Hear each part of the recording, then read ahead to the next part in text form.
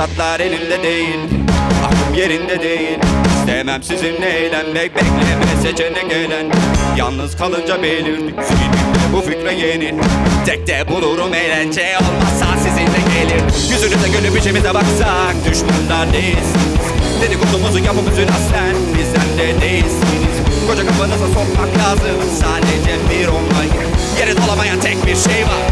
Ben de evimde kaldım evimde. Buldum bir ayna, geçtim vardım yüzüme. Evimde dansım evimde. Tek başıma yeter kendi kendime. Evimde kaldım evimde. Buldum bir ayna, geçtim vardım yüzüme. Evimde dansım evimde. Tek başıma yeter kendi kendime. Yok.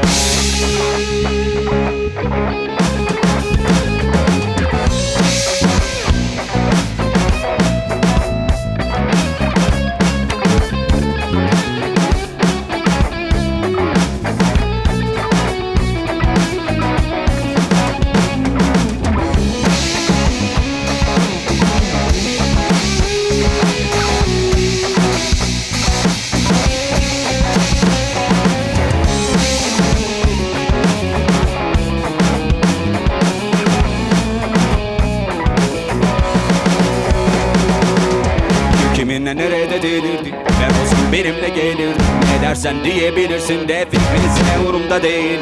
Özgürce gezerim her yerde, ruhumdan bu varken özün. Yolumun üstünde gezinti, balaz ve yobazlar ezildi. Kurtarabilir hepinizi bundan, kendi işlerinize bakmak. Yardım elini uzatacak olsan, kalkan o ellere bak. Bir kere dost olamıyorsan da saygı duy, düşman olma. Yeri dolamayan tek bir şey var.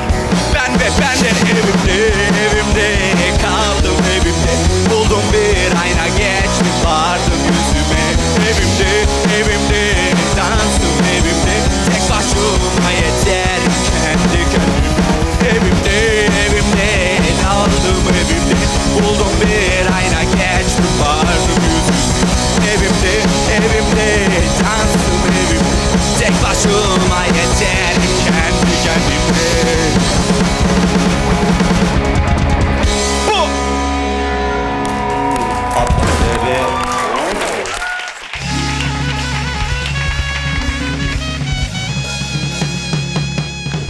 Efendim, küçük puştan artık yıldığımız ve kaybedecek bir canım var yeter yahu dediğimiz şu günlerde Çin'de uygulanmaya başlanan anal sürüntü yöntemi testi gösterdi ki kaybedecek sadece canımız yokmuş. Bu yöntemle alınan örneklerin daha gerçekçi sonuçlar verdiği ortaya çıkmış. O burnuna sokulan çöplerle beynimizi burnumuzdan çıkarttığımız çubuklar var ya, işte aynı çubuklar bir ben var benden öte yöntemiyle bizlerle buluşacakmış. Bilmiyoruz, belki iyi olur bu yöntem. Bardağı dolu çubuğa Pamuklu tarafından bakmaya çalışalım dedik. Hatta belki de en baştan beri bu yöntem uygulansaydı 8 kat maske, 5 kat eldivenle Robocop gibi çıkardık dışarı. Hayır, bir de sevgili izleyenler, biz sürekli test oluyoruz çekim mekim var diye. İnşallah birileri özellikle bunu istiyoruz demez. Çünkü Uma ile benim dayanacak gücümüz kalmadı artık. Hasta olsak daha az şeyle uğraşırdık vallahi. Aşınızı olun, götünüzü kollayın. İyi günler. Sevgili izleyenler, hatırlarsanız pandeminin ilk günlerinde belediyelere ne ya? Ben kendi vatandaşımı kendim korurum. Maskeler benden diyerek herkese PTT kanalıyla 5 adet maske ısmarlayan devletimiz şimdi de yağlar benden, kızartması sizden diyerek PTT kanalıyla neredeyse taksit yaptırılacak fiyatlara gelen bitkisel yağ satışına başlamış. Niye bu kadar pahalı? Biz üretmiyor muyuz bu yağı? Gibi hala 2010 saflığında soru soran izleyicilerimiz varsa, hayır efendim, dünyanın en fazla ayçiçek yağı ithal eden ülkesiymişiz. Geçen sene 1,5 milyon ton ithal etmişiz. Bu arada PTT AVM bitkisel yağdan sonra şeker ve un gibi ürünleri de ucuza satacakmış. Malzeme listesinden de anlayacağınız üzere artık ülkenin helvasını kavurup sağa sola dağıtabiliriz. Allah iyiliğini versin. Şimdi rahmet okumayalım. Yaz skandalı bununla bitti mi? Efendim, yani ülkede ortaya atılan hangi cin fikir tek haberle bitti bugüne kadar? Vatandaşıma en ucuz yağ ben satacağım diye hırslanan PTT, yağ kendisinden daha ucuza satan bir firmaya da dava açmış. Evet. Yanlış duymadınız. Zaten bizim kulaklarımız kadar iyi duyan kulaklar dünya üzerinde sanmıyoruz ki var olsun. Sadece duyduklarımızla mantığımız arasında sürekli bir savaş oluyor. Onda da hep duyduklarımız kazanıyor. Davanın gerekçesi X marka sıvı yağ üreticisinin kendi internet sitesinde yağ PTT AVM'den %25 daha ucuza satması. X firmasına buradan biz artık sesleniyoruz. Utanmıyor musunuz halka daha ucuza yağ satmaya? Bu nasıl bir düşüncelilik ve aymazlıklılık?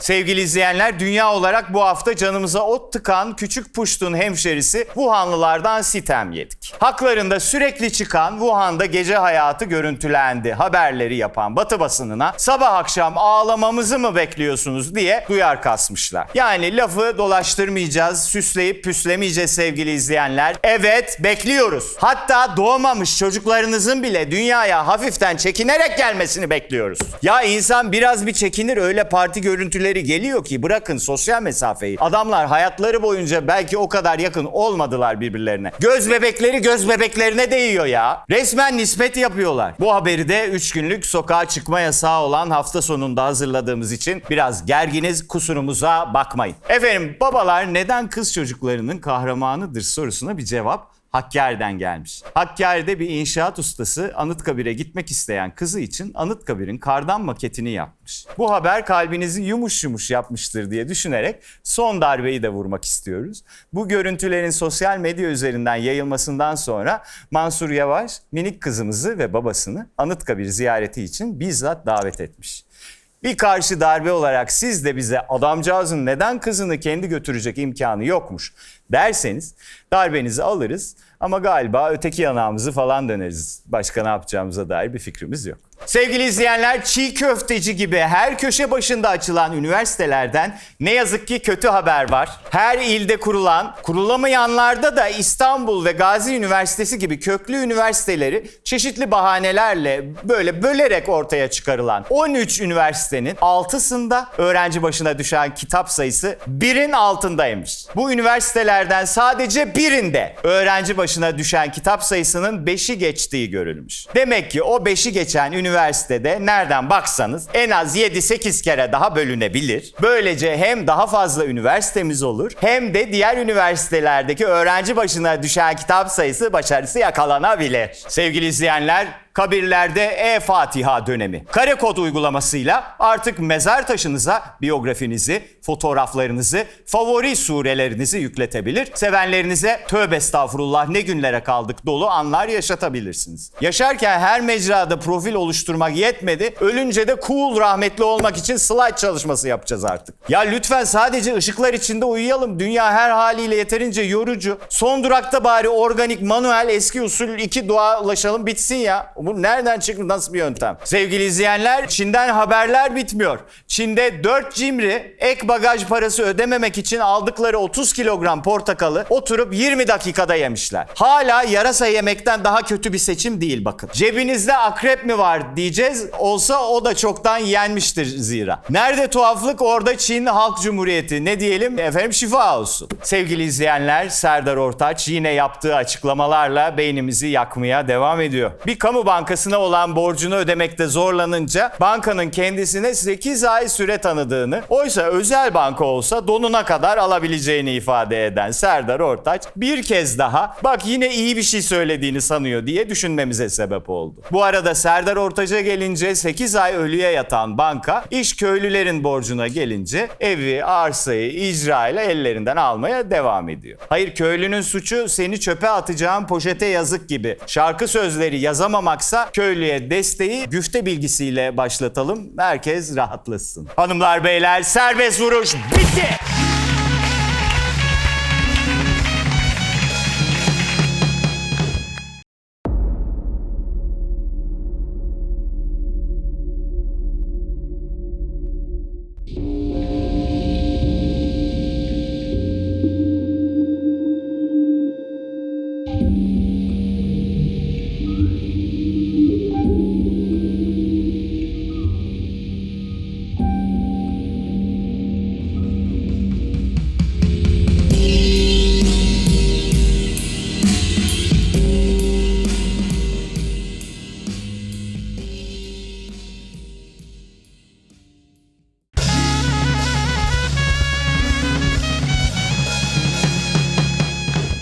Hanımlar beyler, Aytaç Sözeri geliyor.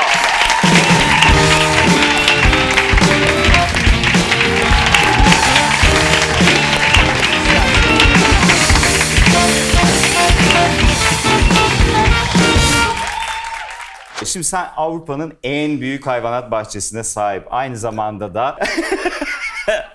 Ayta'ya diyormuşum değil mi ben? En büyük hayvanat bahçesine sahip kadınısın diye. Asla öyle değil. Dünyanın bir numaralı oyuncak fuarının düzenlendiği. doğduğum Aynı zamanda efendime söyleyeyim onun Almancasını hayatta söyleyemeyeceğim. Lebkuchen. Ne? Lebkuchen. Lebkuchen. Gırtlağım acıdı.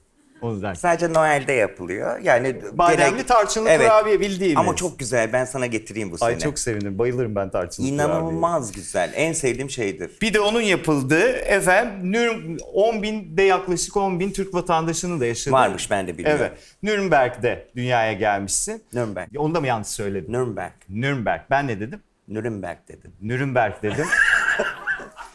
Benim ağzıma köpekler sıçsın. Tam o andayız yani. Yok ama bütün gücünü kullandım. Ben şuradan şuraya dolaşıp gelene kadar. Evet. Ben işte dedim Türkçem bitti işte. Kalan da bu. Nürnberg. Zaten Almanca Nürnberg. Nürnberg. Evet. Ben ama taklidim fena değildir. Nürnberg. Artık diyebiliyor Çok muyum? güzel yapıyorsun şu anda. Yıllarımı verdim. İnanılmaz. Çok teşekkür ederim. Hochdeutsch kullanıyorsun sanki. Hochdeutsch kullanıyorum. Yüksek Almanca. Yüksek Almanca kullanıyorum. Ne derse tekrar ediyorum ben kadın. Benim zekamda Yerde mi bir şey değiştirsek olabilir, acaba? olabilir ya bizim bir süre sen kötü. Yani bir çocuk için gerçekten çok etkileyici bir ortam gibi duyuluyor. Senin için nasıldı? Yani ben Nürnberg? çok fazla hatırlamıyorum. Bir kere kar yağdığını hatırlıyorum. Bir de Manolya diye bir arkadaşım vardı. Onunla oynadığımızı falan hatırlıyorum. Bir de kasabı hatırlıyorum. Çünkü kasaba her gittiğimde bir dilim salam veriyordu bana. Ay. O yüzden unutmamışım.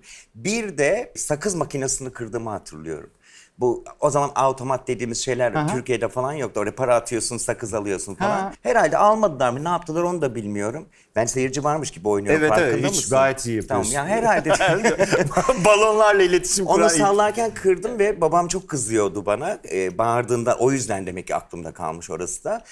Bağırdığı için dükkan sahibinin gelip de sana ne oluyor? Benim sakız makinem dediğini hatırlıyorum. Aa, Evet. ay ne güzel bir şeymiş. Çünkü ya. 6 yaşında geriye döndüm ve anılarım bu kadar kısıtlı. Ondan sonra da bir daha gidemedim. Bir de kendi kararın olmayınca dönmek. Çünkü o zaman çocuksun ve senin adına kararlar veriyorlar. Yani ben belki dönmeyebilirdim. Birazcık daha yaşasaydım.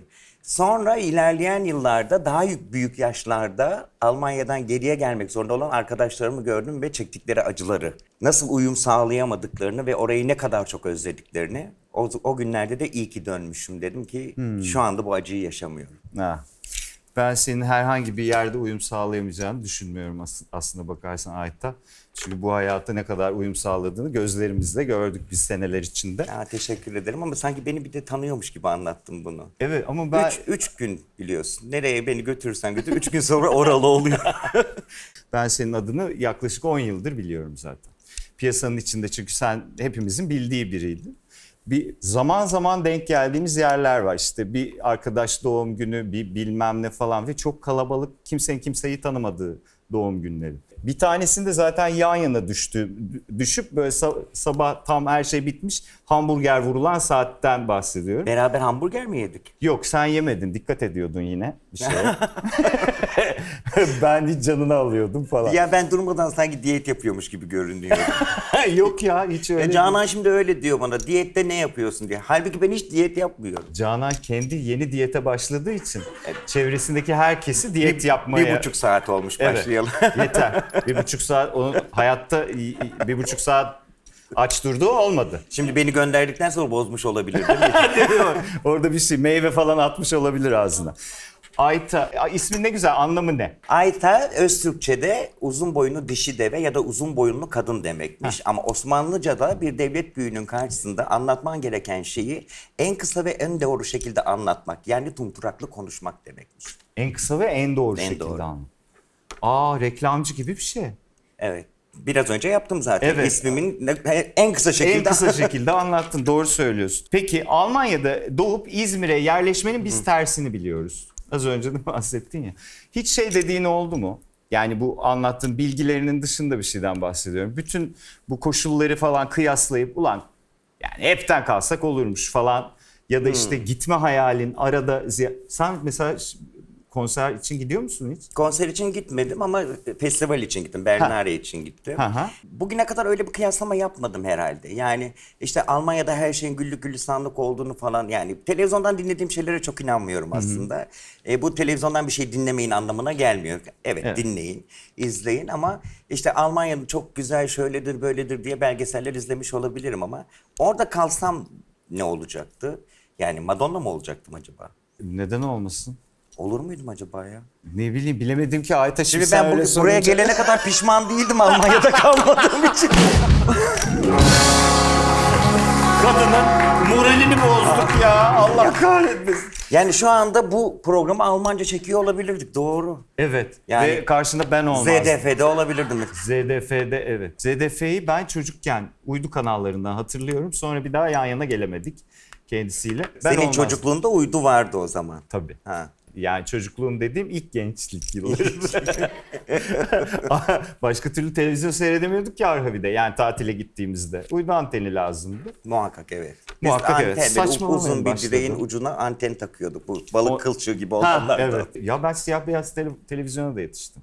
Peki bak bunu kimseyle konuşamam galiba. Şeyi hatırlıyor musun? Benimle konuşabileceğini nereden çıkardın? İşte sen kılçık anteni Ha, hatırlıyorsun. tamam, diye. özür dilerim. Yolu sen verdin diyorsun. Evet, doğru. Siyah beyaz televizyondan renkli televizyona geçiş vardı ya, öyle bir süreç vardı. Tam o dönemde eve renkli televizyon camıyla gelen babalar vardı. Hatırlıyor musun sen onu? Camı dediğim bu korumak için böyle Gibi, mavi bir şey vardı. Mavi evet. Onun Onunla gibi. gelip onu takınca renkli televizyon oluyormuş. Biraz gibi önce kaldı. dedin ya, normalde bunun tam tersini biliyoruz biz, yani İzmir'den Almanya'ya, sen Almanya'dan İzmir'e. Benim bu da tam tersiydi. Ben de renkli televizyondan siyah beyaza geçtim. Ha gelince. Yanımızda vardı ama siyah beyaz televizyon izlemek bana daha ilginç geliyordu. Ben hep, Hoşuna gitti. ben hep renkli izlediğim için bir de artık herkesin evine gidip siyah beyaz televizyon izliyorum diye babam da herhalde endişe etti benimle alakalı. Ve küçük böyle kırmızı bir siyah beyaz televizyon almıştı bana izleyeyim diye. Peki senin iki ablan, bir kardeşin var. Siz Evet. bayağı kalabalık bir ailesiniz. Peki yaramazlık sıralaması var mı aranızda? Var mıydı ya da işte iş bölümü. Hani bir şey konuşmaya, kardeşime giderim para istemeye. Ablama zaten akıl alınacaksa bana gelirler falan gibi. Ya genellikle mesela babamla problemim olduğu zamanlar ablama giderdim. Ablam bu konularda cevval olduğu için. Genellikle onlar işleri bana düştüğünde aslında onlara sormak gerekiyor. Ablamın çocuklarına bakılacaksa ablam beni çağırırdı. Diğer ablam görme engelli olduğu için bir yere gidecekse beni çağırırdı götüreyim diye. Kız kardeş o zaman herhalde yaramazlık sıralamasıyla ikimizi kıyaslamak gerekiyor. Kız kardeşim yaramaz değildi ya. Çünkü yani zeki değildi de demek istemiyorum ama. Yani, nasıl olsa bunu izleyemezdi. Yo hayır, YouTube'da yayınlanıyor, ben izleyeceğim.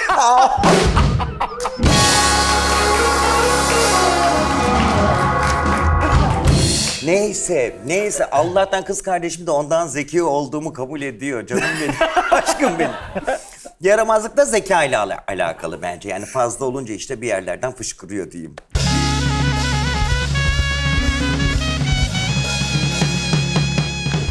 Gün içinde en çok kullandığın kelime nedir? Mal.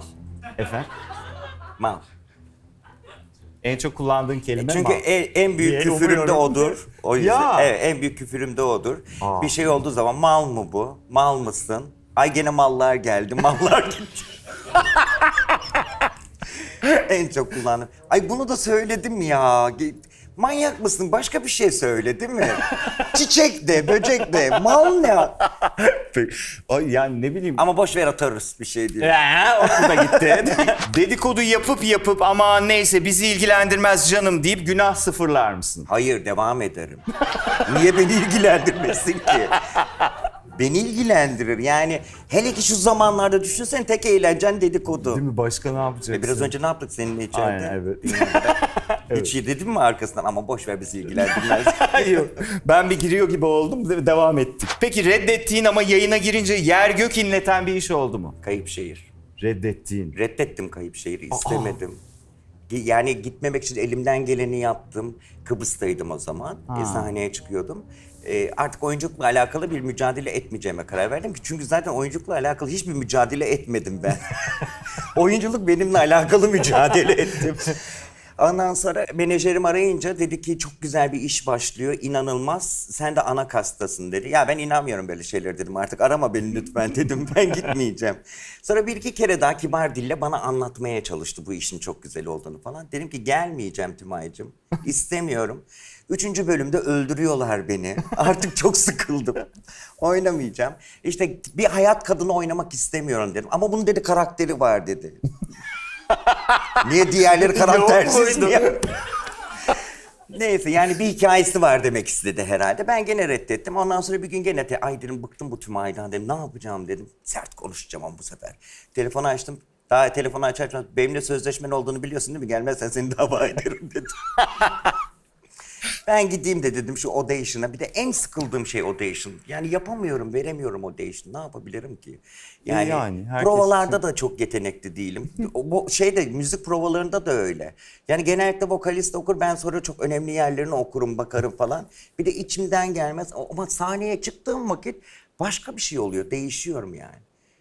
Başka bir şey oluyor. Onun ne olduğunu bilmiyorum. Neyse gittim ben audition'ı verdim. Bu dedim audition'da beni dedim hayatta seçmezler. Bir de öğrendim 50 kişi falan gelmiş o rol için. Sonra tam çıkacağım gideceğim ben audition'ı izleyecekler. Dedi ki yönetmen sizi görmek istiyor dediler. Niye dedim. Ya buradasınız ya dedi hazır boşken sizi görmek istiyor dedim. Beni bir odaya aldılar. Bir işte yapım ekibi bilmem ne böyle upuzun bir masa yapmışlar. Şu kadar böyle büyük. Bir iki kişi orada ayakta. Burada oturanlar var. Yönetmen burada oturuyor. Burada bir ayakta birisi var. Burada böyle. İçeriye girdim böyle. Bu ne ayol dedim İsa'nın son yemeği gibi. Yönetmen dedi ki işte bu. Ve sonra mecburen kaldım. Çok iyi para da almadım. Evimi, barkımı, her şeyimi boşaltmıştım. İstanbul'da yaşayacak yerim yoktu. Kayıpşehir'den kazandığım bütün parayı otele yatırdım. Otelde kaldım. Ama işte keşke en baştan evet deseydim dediğim işti yani. Patladı. Vallahi yani helal olsun, müthiş bir iş. Sevdiğin birinde kalan bir şarkı var mı? Sibel Can Sonbahar. Evet. Biliyor musunuz arkadaşlar Sibel Can Sonbahar? Ben de bilmiyorum. Sibel Can'ı biliyorsunuz mu? Cemal bir... Daha çok Hayko Cepkin falan gibi duruyorlar da o yüzden. Cemal sen bilirsin. Ben hemen kağıt kalem getirin notasını da yazayım. Melodisini söyledim, şarkıyı söyledim. Cemal'e ne gerek kaldı? Hakikaten öyle. Neyse Teşekkürler ya, Cemal, en azından çıkabilirsin. merak edersiniz. Çıkınca bir açarsınız, bakarsınız Evet. değil mi? Konuşmanın görüntüsünü alıp arkadaşına atacakken yanlışlıkla konuşmanın muhatabına attığın oldu mu? Hayır böyle bir şey olmadı. Başka bir Ama şey sonra oldu. böyle bir şey olmadı ve çok korkarım böyle bir şeyden ve çok dikkat ederim. Allah'ım ya bir telefon kapandı mı kapanmadı mı hiçbir şey konuşmam. İbrahim Selim'i aradım mesela konuştum. Hakkında dedikodu yapacağım ve 3 kere kontrol ederim telefonu. Acaba kapandı mı kapanmadı mı diye. Çünkü böyle bir şey yaşadım ama burada anlatılacak bir şey de değil o. Ha. Birisini şikayet etmek için başka birisini aradım. Ve telefon numaramı gizlediğimi zannettim. Ama gizlememiştim. Sonra büyük bir gururla oh dedim gördünüz mü dedim nasıl şikayet ettim ama şimdi dedim merak edecek kim şikayet ediyor. Telefon bir çaldı aynı aradığım numara. Sen geri zekalı mısın numaran çıkıyor dediler bana. Hiç olmadık bir yerde gülme krizine girdin mi? Hemen hemen her yerde oluyor bu böyle. Bana Mesela da oluyor genellikle ya. uçakta oluyor ve salak gibi bakıyorlar bana. Bu mal mı acaba niye böyle bakıyor diyorlar. Krize giriyorum bir şey aklıma geliyor bir de durup dururken oluyor. Evet. Tam delilik. Ya Müthiş. eskiden yaşadığım şeyler de aklıma gelebiliyor. Mesela uçakta bir şey yaşamışımdır. Her uçağa bindiğimde o aklıma gelebiliyor. Ve gülüyorsun. Evet. Peki. Bir de genel koordinatörüm Armağan'a çok gülüyorum. O da uçakta bana karşı gelemiyor ya. Mesela herkes kemerini bağlıyor falan. Kalkıyoruz diyorlar. Onun koltuğunu yatırıyorum. O yatıyor. Hostes geliyor onu azarlıyor falan. Çok eğleniyorum. Krize giriyorum sonra. Hiç televizyonda başkasının adına utandığın bir şeyle karşılaşıyor musun? Çoğu zaman. Ya. Evet. Çoğu zaman. Ve sabırla onlar için utanmaya devam ediyorum. Çünkü ardından... Onlar kendileri için utanmıyorlar çünkü o yüzden. Ve bu dünyada birisinin utanması gerekiyor. Yani bildiğin ağlama duvarı gibiyim. Bir gün istersen senin yerine de utanabilirim. Çok isterim. Tamam, arzu ettiğin zaman ara. Aytacığım benim için bir saat utanır mısın? Çünkü ben yapamadım kendi kendime de. Peki sence birden 10'a kadar kaç güzelsin? 10. 10. Evet. Bence de öyle.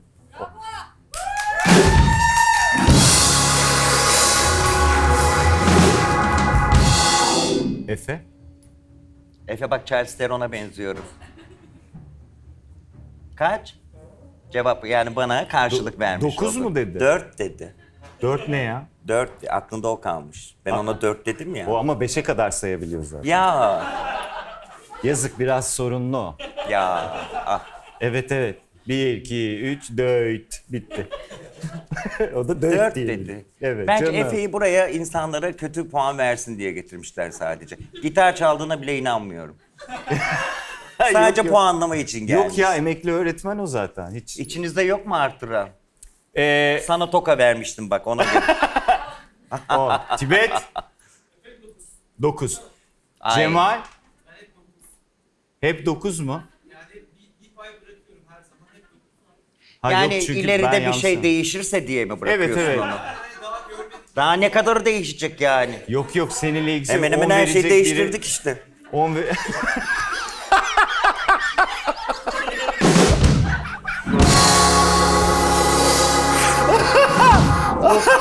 Başım döndü. 9 dedi. Onu kastetmedi Ayta. Biliyorum ben. Ben onu kastettim. Hayır, belki sen de kastetmemişsin. Hiç sarhoşken gönderdiğin bir mesaj yüzünden sabah kalkıp kafama sıçayım dediğin oldu. Tabii çoğu zaman eksik yazmışım çünkü. Yani daha çok söylemek istediğim şey varken göndere basmışım sarhoş diye. olduğum için yazmışım ve göndermişim. O yazdığım kişi hiçbir şey anlamamış yazdığımda. Düzgün yazamadığım için hep kendime kızıyorum. Şunu düzgün yaz. Bir kere cesaretin geldi. Peki sonra geri vites yapıyor musun sabah uyanınca? Eksik yazmışım, siktir et bari şey yapayım diye. Yok hemen hemen hiçbir şeyde geri vites yapmam. Batıl inancın var mı? Neye göre, kime göre diye yani bir listesi varsa mesela merdiven altından geçmem, kara kedi bunlar batıl Evet, inançlar evet. falan. Kol bağlanmasından hoşlanmam mesela. Kol bağlanmış. Karşımda ben sahneye çıktığımda falan böyle kollarının bağlanmasından hoşlanmıyorum. Hemen damla, hemen elini. Enerjiyi hapsetmişler gibi hissediyorum. Enerjini hapsediyorlar Ha. ve orada kalıyormuşsun gibi. Tabii bu bir batıl inanç. Evet. Ya ben o işte kısmetin kapanırı duymuşluğum var çocukken.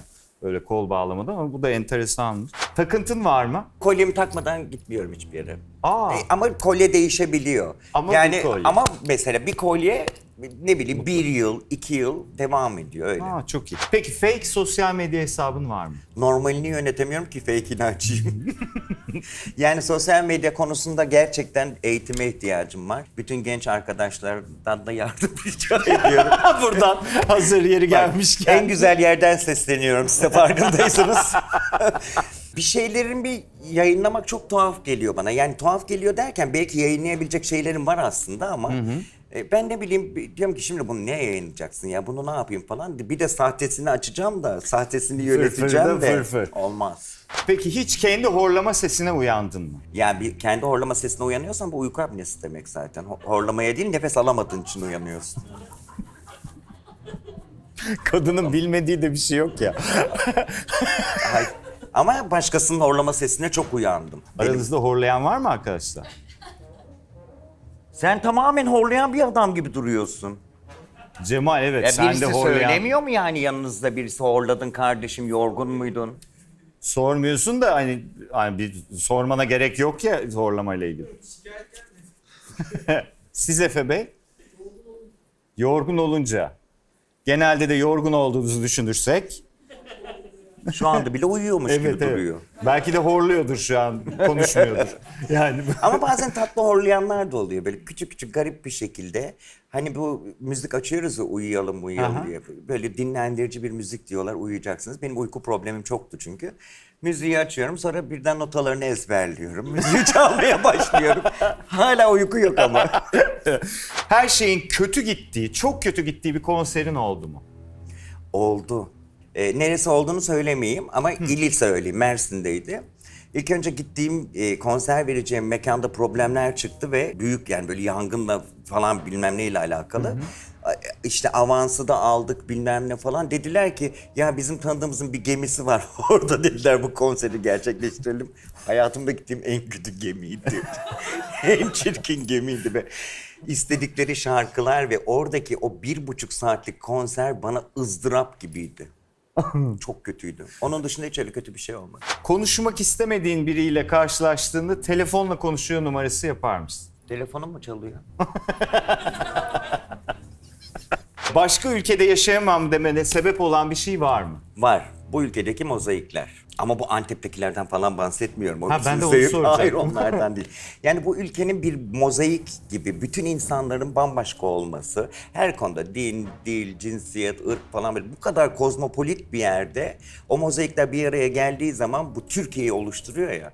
O yüzden başka yerde yaşayamazdım. Hangi ev işinden köşe bucak kaçarsın? Hepsinden. Gerçekten. Ev işi yapamam, evet. Vallahi. Ama çok güzel yemek yaparım. Aa, İnanılmaz. mesela ne yaparsın?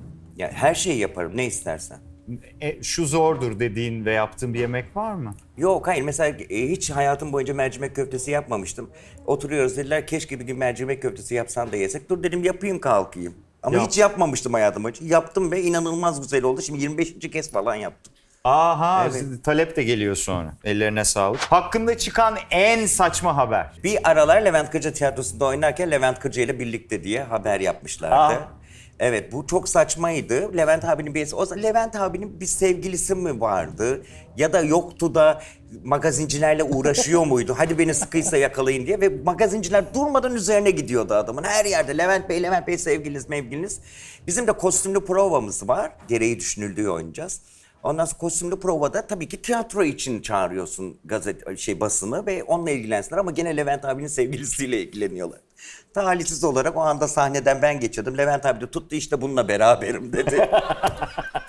Ve yazdılar. Levent Kırca erkekten dönme birisiyle birlikte diye. İşin daha garibi annem aradı. Hayırlı olsun. Gerçek değil mi dedi. O adam senin baban yaşında dedi. Yani biraz genç olsa oluru varmış yani. Evet, okey diyecekmiş, çok iyi. Kararlı bir şekilde diyete başlayıp akşam İskender gömerken kendini buldun mu? Her gün. Her gün. Her gün muhakkak. Ama ben de bir de kilo veriyorum gittikçe garip bir şekilde. Üzüntüden de olabilir. Çok oturduk, çok sıkıldık ya Ha, bir yıldır. evet. Yani sevdiğin insanlara... Yani en büyük aktivitem sana gelmek, düşünsene. Fena değil ya bana gelmek. Hayır, sana gelmek çok iyi bir şey. Ama sadece bunu yapabilmek ne kadar kötü, değil mi? konserler, bilmem neler. Gerçekten düşündükçe gözümüzün dolduğu zamanlar yaşadık Ya burada. o davet ettiğin zamanlar nasıldı? Hiç vaktimiz Ay, yoktu, evet ya. gelemedik. İşte ne güzel, yine olur. İnşallah yine aynıları İnşallah. olacak. Yanında mesajlaşan birinin telefonuna gözün kayar mı? Ay, direkt bakarım. Madem görebiliyorum, niçin bakmayayım? Galiba gösteriyor. Herhalde. O öyle yazıyorsa bakarım. Peki gizli gizli beğenmediğin bir meslektaşın var mı? Şimdi ben birçok meslek birliğine üye olduğum için... Hangisine cevap vereyim? İstediğinden. Yani var diyeceğim ve kim diyeceksin, o da olmayacak öyle. Yo, söyle yani, sonra bana Gizli kuliste gizli söyle. değil, açık açık, yani yakınımdakilerle konuşurum. Ha, o kadar. Yani Çok mudur peki? değil, çok değil. Az. Okey. Yani Peki. çok meslektaşım yok zaten. Ciddi bir ortamda tek bir cümlenle bütün gözlerin sana döndüğü ve utanmaktan terlediğin bir an yaşandı mı? Ve ölmek istediğim anlar oldu. Düşünsene, evet, ne garip. Birden içinden geçer. Bir de öyle konuyla alakalı yanlış bir şey söylemek de değil. Ve böyle bir ortamda o an aklımdan bir şey geçerken sesli olarak dile getirip hiçbir konuyla alakası yok, kimseyle alakası yok ve bana baktıklarında dedim ki acaba şu anda yer yarılsa, içine düşsem mi, kapansam mı üstüne? Ama yoktu, Ayta yoktu zaten. Diyor. Peki hiç hayran olduğun ama tanışınca fıs çıkan ünlü oldu mu? Oldu tabii. Tabii. Tabii efendim. Hanımlar beyler, bence Ayta Hanım oldukça dürüsttü.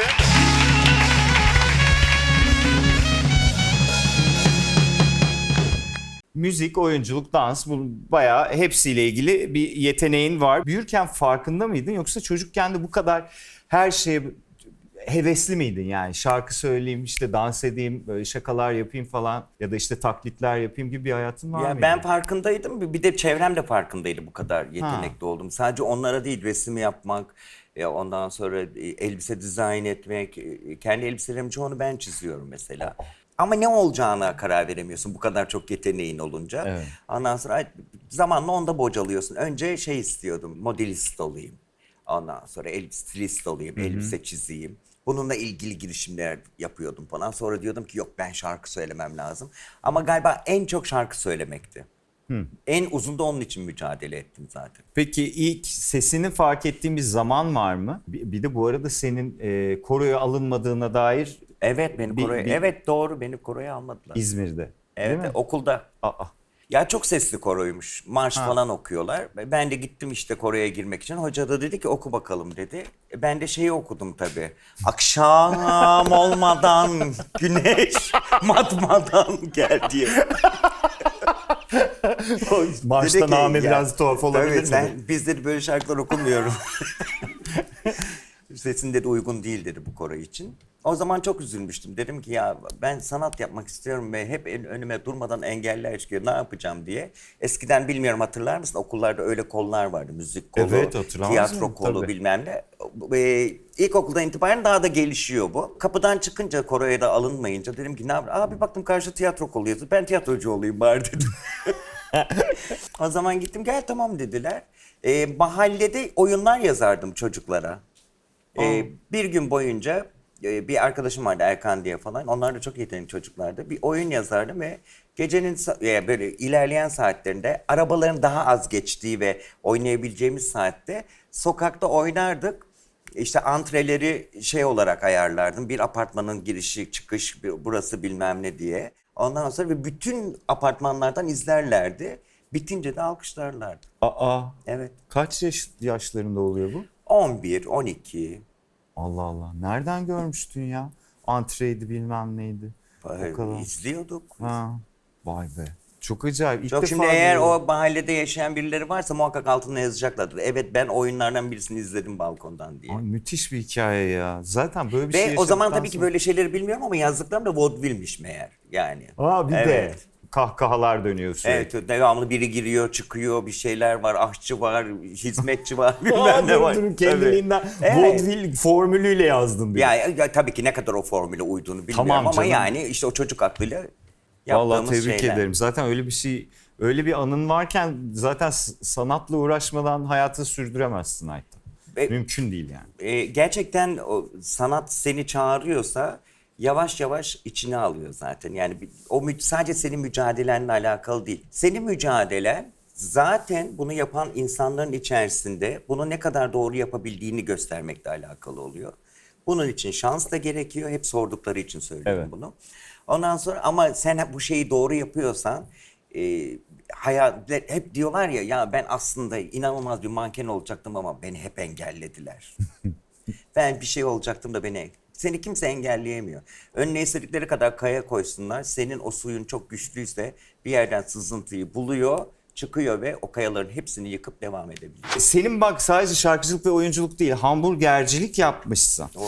Radyo programı falan yapmışlığın var. Devre mülk sattım, su arıtma cihazı sattım. Tabii zaten Ege işletme mezunusun. İşletme ile ilgili de yapabileceğin şeyleri de yapmışsın. Yani hiç işletmeyle alakalı bir şeyler yapmadım ama... Ama devre mülk satmışsın işte- falan ya. O da Yani toplama onları okulda çıkarma biliyorsun işte. belki devre mülkü evet doğru. Üniversitede okurken falan sattığım şeyler. Ay o devre mülkler de çok çirkindi sattıklarım. Ne olur beni affetsinler satın alanlar. Sen o şeylerdensin değil mi? Ay. Böyle iteleyen Hayır 15 ama gün. ben satarken onlar hiç görünmüyordu ya arkadaşlar. Evet. Bir yapı sistemi vardı ve o çok güzel görünüyordu. İçinin o kadar. Ama bence o fiyata onları almış olan insanlar mutludur. Sonradan o sattığım devre mülklerin Havuzbaşı diye bir restoranı vardı.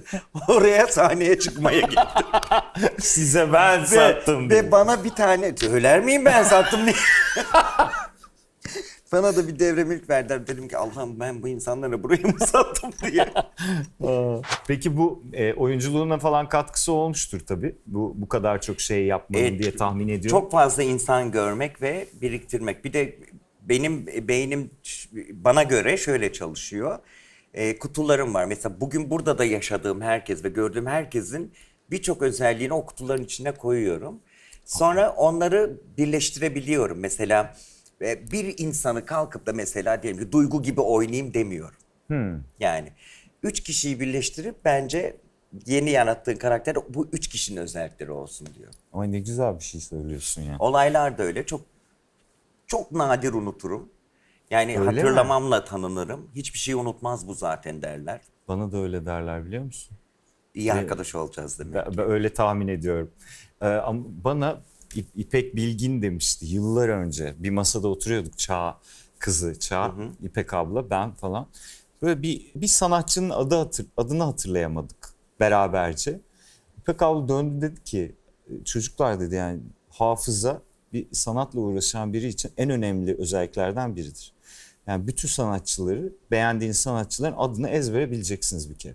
Ne iş yaptıklarını, hangi resim kimin, bunu bilmezseniz olmaz. Çünkü sizin o belleğinizdeki imajlarla hayal edeceksiniz sonrasında falan demişti. Benim için çok etkileyiciydi o söylediği şey. Hani ondan sonra mı benim hafızam açıldı bilmiyorum ama ben de çok fil gibiyimdir ya. Hiçbir şey unutmam. Ben de bu büyük konserleri yapacağımız zaman repertuarı hazırlarım önce. Sezen en büyük övgüsü de odur. Yani sen bu ülkede en iyi repertuar yapan kadınlardan bir tanesin der bana. Ve bu çok önemlidir repertuar yapabilmek. Çünkü okuyacağın şarkılardır satacağın şey ve o şarkılarda hissettiğin duygulardır. Araya da 2-3 tane o şarkılarla ilgili anımı koyarım. Ama hepsiyle alakalı bir anım vardır ve bunu söylerim zaten sahnede. Derim ki hepsiyle alakalı bir anım var ama bu işten birkaç yıl daha ekmek yemek istiyorum. Diğerleriyle alakalı anıları dinlemek için gene gelmek zorundasınız diye. Her şey bittikten sonra o şarkıların sıralanışına her şeyine bakarım ve sonra büyük ressamları açarım. Yani küçük ressamları da açabilirim ama isimlerini bildiklerimi açmak zorundayım. Bakarım ve demek ki bu sene ruhum Rembrandt'mış derim ve bütün sahne dekorasyonunu, orkestranın giyeceklerini, orkestranın oturma şeklini, kendi giyeceğim kostümleri, yani Muammer Ketenci Diker kostümlerimi, renklerini gidip söylerim, derim ki Rembrandt'ın tablolarına göre yapalım. Neler diyorsun sen ya? Havam olsun diye. Havam olsun burada. Gerçekten tebrik ederim ya. Teşekkür ederim. Müthiş bir çalışma sistemi anlatıyorsun. Bence bütün herkes böyle yapmalı zaten. Yani çok eminim yapanlar vardır. Senin de böyle yapıyor olman çok etkileyici bence. Yani bu kadar çalışkan olduğun çok belli zaten. Seni araştırırken gördüğümüz şeylerden. En sevdiğim içine- iltifattır, çalışkansın denmesi. Yani- Ömrüm bitti o işte. Değil mi? Burama kırmızı kurdele asacağım. 18 yaşında bir İstanbul maceran olmuş. Sonra ay Evet. bu ne be falan deyip geri dönmüş. Ha, beni gelip beğendiler de yani. Dediler ki sen muhakkak İstanbul'a gelmelisin, orada sahneye çıkmalısın falan. Beni bir ürküttü İstanbul. Yani hep şey derler ya İzmir için modern köylüler falan diye. evet. Her şey çok ulaşılabilir ve büyük, küstahça büyük olmadığı için öyle derler bence İzmir'e. Daha otoyoldan girip o koca binaların koca şeyler var. Ben daha indim, dönüş biletimi alıp aynen geriye. Hiç vakit Ya bile dedim, geçirmedi. ya benim için dedim daha zamanı değil demek ki dedim. Çünkü düşünsene siyasetçi olmak istiyorsan Ankara'ya gideceksin. Ankara'da altyapını hazırlayacaksan falan. Sanatla da uğraşmak ve sanatta bir yere gelmek istiyorsan İstanbul'da olacaksın sonuçta. Yani bir gün geleceğimi biliyordum ama o gün değilmiş. Peki buradayken ne yapıyorum burada ben ya dediğin zamanlar oldu mu? Sonra geldikten sonra. Ya ne yapıyorum dediğim zamanlar olmadı da yani bir umutsuzluktu olmayacak mı acaba falan. Ama şöyle bir şey var. Çoğu zaman çalıştım ben zaten. Yani yemek yiyebilecek kadar para kazandığım zamanlar var. Tabii ki çalışamadığım, kiramı ödeyemediğim zamanlar olduğunda kim umutsuzluğa kapılmaz ki yani oturursun evin içerisinde durmadan bir umutsuzluk düşünürsün. Yani şimdi bir yıldır evlerin içerisinde oturuyoruz. Kimseye bir şey yani biz hastalanırsak bile başkasına bulaştırmamak adına oturuyoruz her şeyden önce.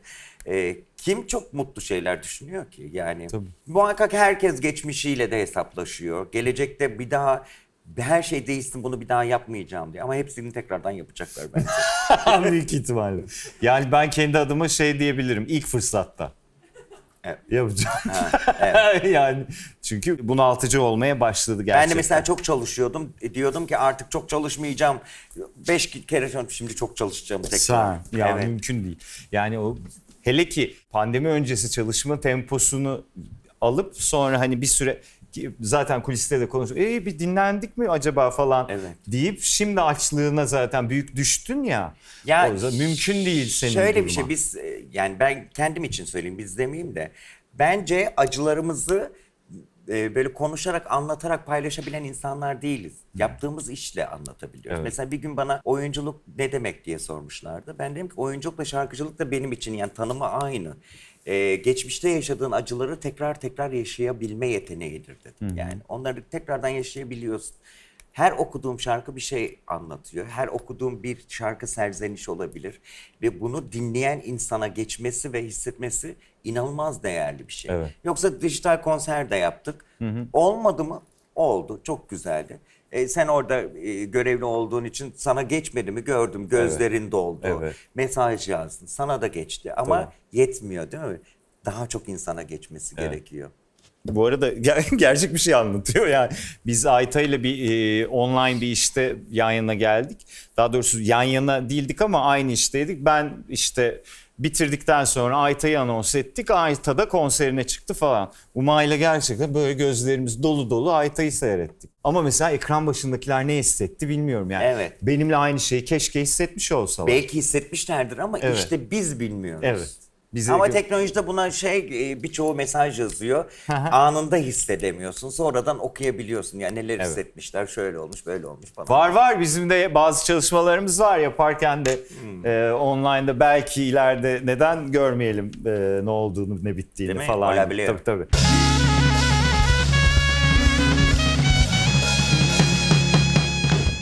Peki Abbey Road kayıt stüdyosunda senin albümünü kaydedeceğiz. Tamam. Yanına da bir ünlü koyacağız. İster düet yapacaksın, ister klip çekeceksin. Ne istersen onu yapacaksın. Belki canın isterse flört edip yemeğe de Tamam. çıkabilirsin. Sen bana soruyorsun değil mi? Evet. Hangisi diye. Şimdi ilk isimler şunlar. Gülben Ergen mi sana eşlik etsin yoksa Hülya Avşar mı? Hülya Avşar. Neden?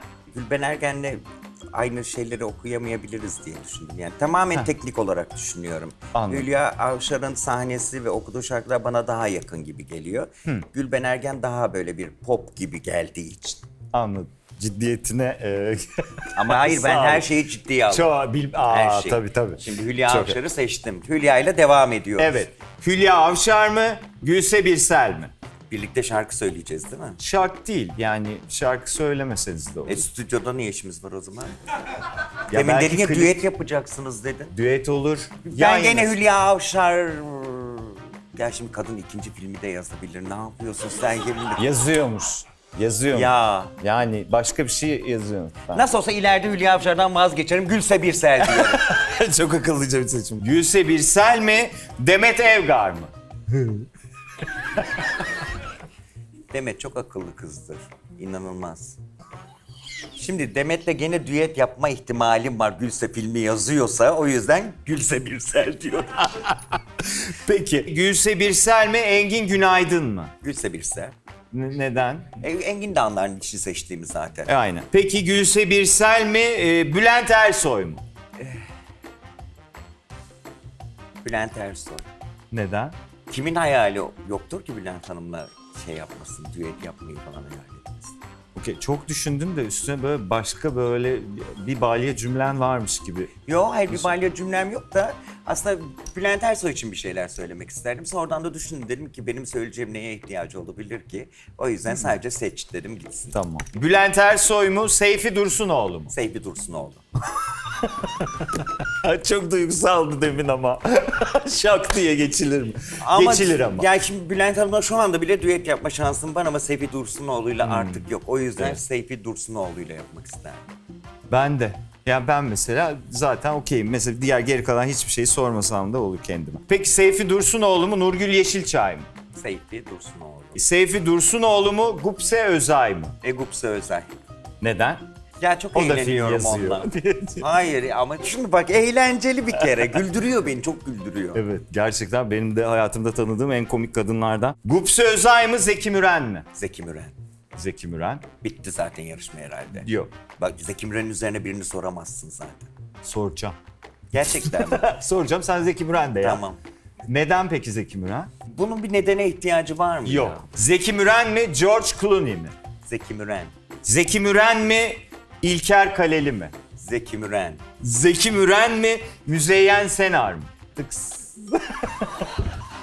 Ya bizim yaptığımız iş fasıla çok uygun. Düet değil de fasıl yaparsak bence ben, Olur. Müzeyyen Senar, Safiye Ayla, Zeki Müren, Bülent Ersoy hep birlikte Bir kişi bir ya. meydan faslı yapabiliriz. Çok haklısın Evet. ama olay öyle gelişmiyor. Müzeyyen Senar mı? Zeki Müren mi?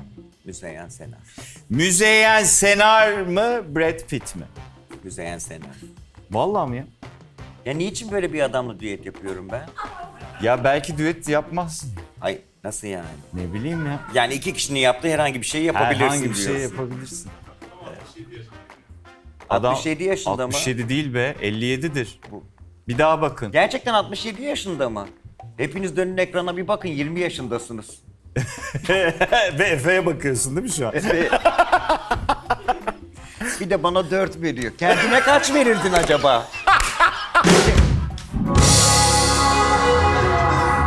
Hay Allah. Neyse Müzeyyen Senar diyeyim, bu adam gitsin. Tamam. Müzeyyen Senar mı? Gerard Butler mı? Müzeyyen Senar. Ya ben hep düet yapacağımı hayal ederek Müzeyyen Senar dedim. Yani sen bilirsin. Çünkü öyle dedin, düet yapacaksınız Düet diye. ve yani flört edebilirsin. Bana yemeğe da de deseydin çıkabilirsin. Afrika'da tatile kimle gitmek isterdin diye. Bak son üçünde hep fikir değiştirecektim. Müzeyyen Senar mı? Jason Statham mı? Müzeyyen Senar. Müzeyyen Senar mı? Tom Hardy mi? Müzeyyen Senar. Eminiz. Evet eminim yani. Evet. Bu adamla düet yapılmaz zaten. Evet. Evet. Ben de öyle tahmin etmiştim. Müzeyyen Senar mı? Sezen Aksu mu? Ya Sezen Aksu zaten yapabileceğim bir şey yani. O arzu ederse muhakkak düet yapabilirim. Müzeyyen Senar'ı seçmemi isterdi bence Sezen Aksu. Öyle mi? Evet. Müzeyyen Senar'la mı, benle mi düet yapacağına karar vermek zorunda kalırsan lütfen Müzeyyen Senar'ı seç derdi bence. Okey. O zaman Müzeyyen Senar. Evet, Müzeyyen Müzeyyen Senar kaldı efendim.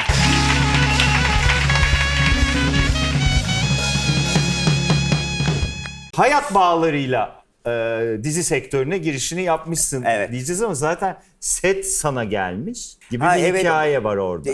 Melek Baykal'la Selçuk Bey bizde yemeklerini yerdi. Arada böyle yönetmenler de gelirdi. Sonra set yemeğini bizde yapmaya karar verdiler.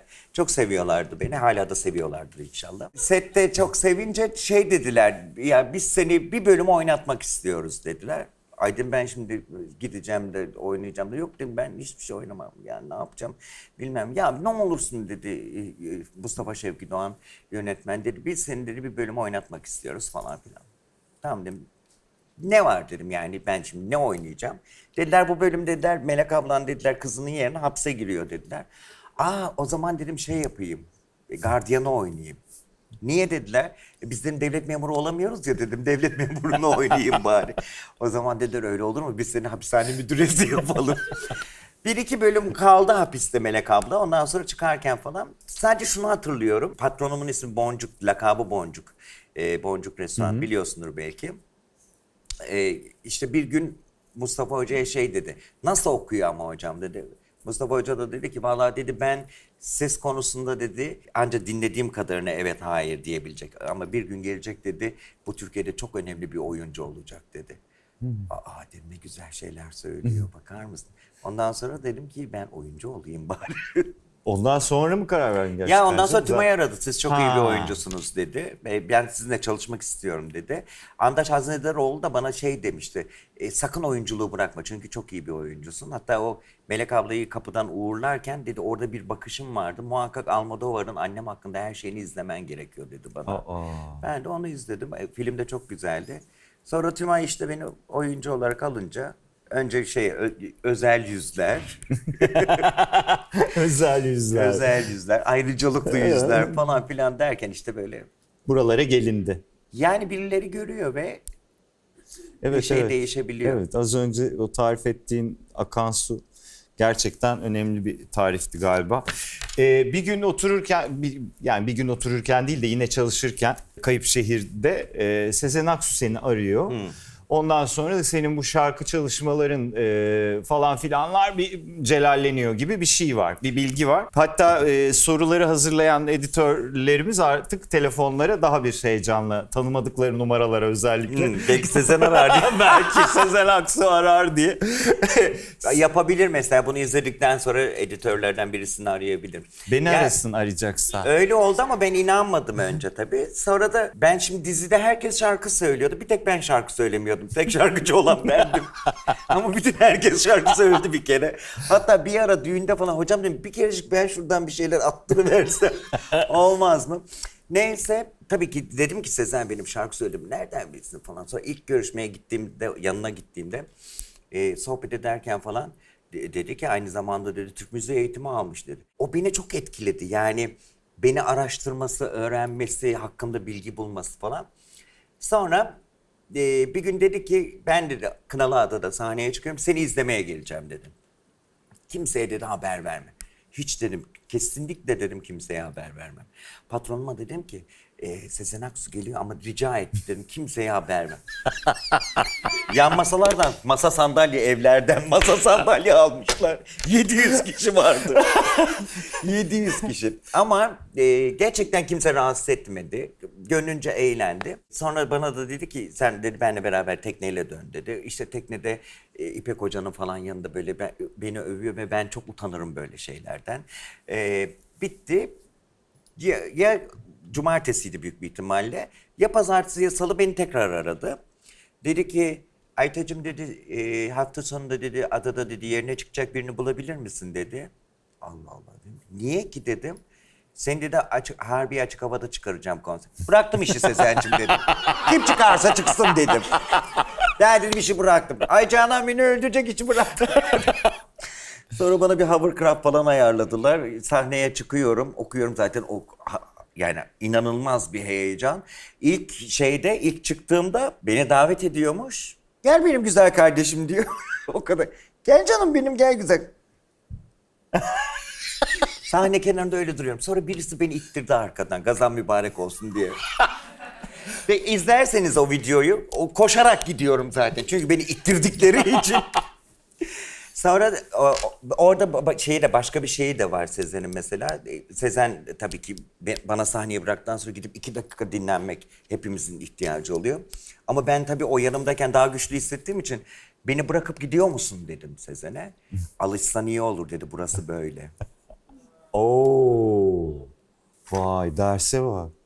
Ondan 2 yıl sonra kendi konserime harbi açık havaya çıktım. Gerçekten gözüm doğdu.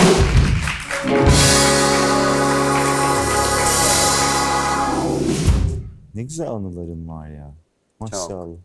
Daha iyilerini de vallahi hep İnşallah. beraber yaşıyoruz. Şimdi bak bir tane daha güzel anım oldu. Evet, çok Bundan güzeliz. sonra birlikte de Çok anılarımız teşekkür ederim. olacak. İnşallah. 40'ından sonra gelen şöhret diye sen tarif ediyorsun. Peki bunu böyle tarif etmenin özel bir nedeni var mı? Geç kaldığını düşünüyor musun? Hiç böyle bir hissin var mı? Yok aslında ilk bunu söyleyen ben değilim. Birisi söyledi ama ondan böyle şeyler Halt de benim etmiş. hoşuma gidiyor. Yani önemli bir şey değil. 20 yaşında eğer şöhret falan olsaydım aynı zamanda da kendimi geliştirmekle uğraşmak zorunda kalacaktım. Yani 20 yaşında hepinize çok çiğ gelebilirdim. Kimse bana şekillendirilecek bir kil gibi bakmayabilirdi. Çünkü ben her zaman kendime, çünkü ben öğrenmeye çok açık bir insanım ve öğrenmeye meraklıyım. Bir de eğitilebilir yönüm var. Yani her gün her şekilde eğitilebilirim. Bunu biraz Ajda'ya benzetiyorum kendimi o konuda. Her şeye alışabilmeyi mesela şimdi bu şeyi kullanamıyorum diye, interneti kullanamıyorum diye sinir oluyorum. Onu kullanmam gerekiyor, öğrenmem gerekiyor. Bir şekilde nasıl olduğunu falan. Yani en azından şöyle, ya bu benim için çok büyük bir rakam. Benim galiba 200 bilmiyorum 200 küsür bin takipçim var. Evet. Ve ben bu insanlara bunu şimdi artık sorumluymuş gibi hissediyorum. Yani bir fotoğraf koymayı. Ya bu insanlar beni takip ediyorlar. Ya bunun için ellerinde bir kere telefonu alıp da ismimin üzerine tıklayıp da bakıyorlarsa çünkü tıklamadan bakabilmeleri için bir şey koymam gerekiyor ve timeline'larına düşmem gerekiyor. Evet. Ama onu da yapmadığım için durmadan tıklayıp bir şeye bakıyorlar. Bunu da sorumluluk olarak kabul ediyorum. Eğitilebilir yönüm de çok olduğu için aradaki 20 yıl bence şey gibi hamdım, piştim bilmem ne gibi öyle düşünürsen. Evet. Ya bir de çok kötü yıllarım da değildi yani. Zamanı insanların, daha doğrusu insanların değil, az önce onu söyleyecektim sana, daha Ha. önce söylediğim. Biz Ayta'yı çok eski tanıyoruz. Piyasada Ayta'nın ismini bilmeyen yoktur Evet. yani. En kötü 10 senesi var. Senin ismini duyduğumuz, bildiğimiz, ne yaptığını bildiğimiz, gelip dinlemişliğimiz Evet. falan. Olduğu için bizim için öyle değil tabii. Sen hep meşhurdun bizim için. Sadece insanların tanıması biraz geç oldu. Onun da zamanı var. Bir yerden sonra bu herkesin bir zamanı geliyor. Uğraşmaya devam eden herkesin, çalışmaya devam eden Yani- herkesin ve buluşuyor insanlarla. Bir de mesela temin dedin ya çalışkansın diye, bir de şeyi çok merak ediyorlar. Bir şey değişti mi mesela, yani şöhret olduğunda bir şey değişti mi onu merak ediyorlar. Ben bunu genellikle hep şey olarak algılıyordum. İşte karakterinde bir şey değişti mi? Ondan sonra etrafındaki insanların sana davranış şekli değişti mi? Bunun gibi hissediyordum. Ama buna şöyle cevap vermeye karar verdim bundan sonra. Aslında bir şeyin değişeceğini umuyordum. Yani durmadan mücadele et, orkestra bul, sahneye çık, prova yap. Ondan sonra paranı bekle, paranı al. Bunun gibi bir şeylerin değişeceğini düşünüyordum.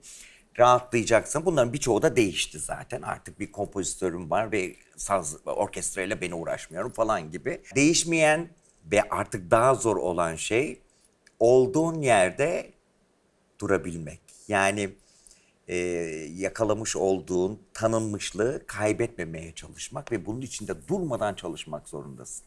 Yani ben artık her şeyin çok kolay olacağını, konserleri kazanacağımı, parayı alacağımı, yan gelip yatacağımı, bir dönüm bostan, yan gel yat Osman diye.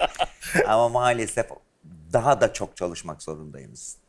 Evet. Daha da çok üretmek, daha da çok zenginleşmek, daha da çok büyümek zorundayız. Evet. Şimdi bu oyunculuk, şarkıcılık falanların filanların dışında, bu senin sanatla ilgili yoğun ilişkin dışında sen aslında insan hakları, hayvan hakları ve LGBT aktivistisin. Evet. Ömrüm yettiğince diye de bir söz vermişsin Evet. kendine. Şu an senin gözünden bu işte geçirdiğimiz süreç, hep beraber yaşadığımız bir süreç bu. Dönem Tüm, var, evet. gözlerimizin önünde gerçekten son bir 15-20 senemiz gerçekten en önden bir sandalyede oturup neler olduğuna bakıp bazılarına kalkıp bir dakika demeye çalışıp sonra yine yerimize oturup hay Allah deyip devam ettiğimiz bir film seyrediyormuşuz gibi hissediyorum ben. Bu süre içinde senin için mesela bir ilerleme var mı? Yerimizde mi saydık? Nasıl gelişti? Şu an neredeyiz sence? Hepsi için ayrı ayrı konuşmak gerekiyor. Evet. Yani hayvan hakları aktivisti olduğum için gerçekten o torba yasanın içerisinde yani bir hayvana eziyet edilmesi, insana edilmesiyle aynı derecede cezalandırılacak olması ilerlemiş bir şey. Demek ki doğru şeyler yapmışız. LGBT aktivisti olarak bu jenerasyonla alakalı bir şey. Yani aktivizm de hayat gibi değişiyor. Mesela bizim zamanımızda birisiyle uzun konuşabilmek için büyük jeton atıyorsak, şimdi herkesin elinde cep telefonu varsa davranış şekli de değişiyor. İşte her yiğidin bir yoğurt yiyişi vardır gibi. Şimdiki o genç aktivistler başka türlü mücadele etmek istiyorlar. Bu ne kadar doğru bilmiyoruz. Çünkü o LGBT aktivistinin karşısına birden insan hakları aktivistliğin geçebiliyor. Çünkü ben her şeyden önce insan hakları aktivistiyim. Daha önce bana adaletsiz davranmış, insan hakları ihlali yapmış birisine karşı da insan hakları ihlali yaptırtmam. Yani beni kim ne kadar hor görürse görsün, beni hor göreni de kimseye hor gördürmem. O yüzden yeni aktivistlerin bazı konularda aslında bana uygun olmayan şekilde aktivizm yaptıklarına inanıyorum. Bu onların düşüncesi ama böyle aktivizm yapacak ve bununla beraber bir şeyler kazanabileceklerine inanıyorlarsa amenna.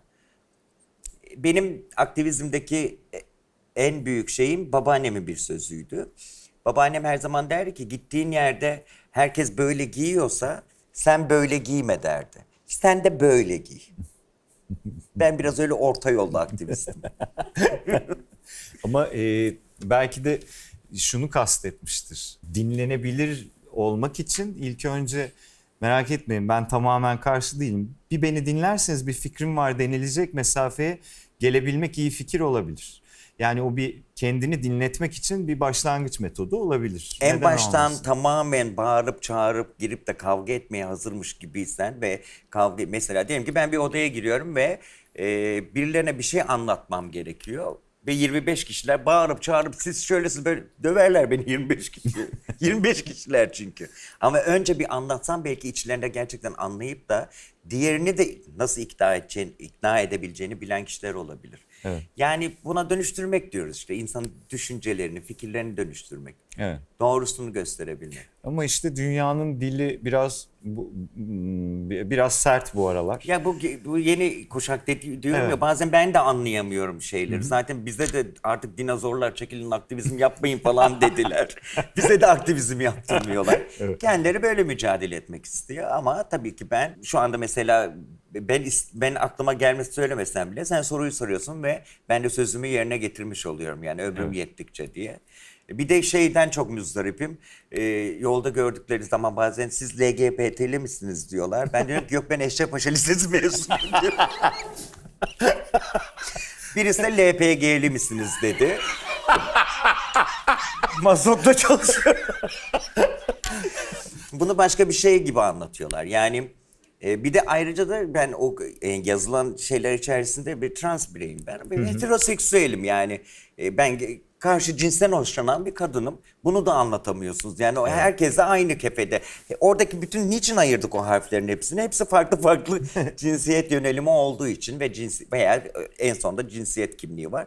Onlar olduğu için. Bence dinlemekten çok kötü bir şeyler olmaz. Birileri dinlesin ve ne olduğunu bulsunlar, nasıl olduğunu ve çünkü eminim ki bu ülkede yaşayan herkes, çoğunluk diyeyim, herkes demeyeyim, sokağında yaşayan hayvana, ağaca ve insana saygısı var. Ve herkes dinlenmeli bence, oturup dinleyebilirler. Ömrün çok olsun be Ayta. Madem İnşallah. ömrün yettiğince.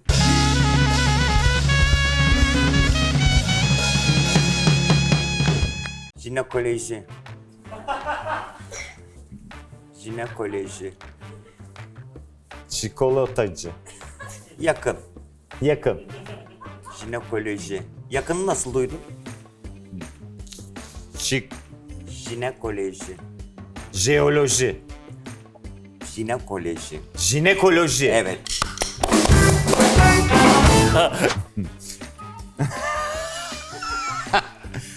Numune. Ne? Numune. Dublör. Numune. Numune. Tumburdak mı? Numune. Ay çok zormuş ama yani. Numune. Böyle bir kelime yok. Numune. Yumurta. Numune. Ne? Numune. Numune. Numune. Ben bilemem bunu. Bu ne?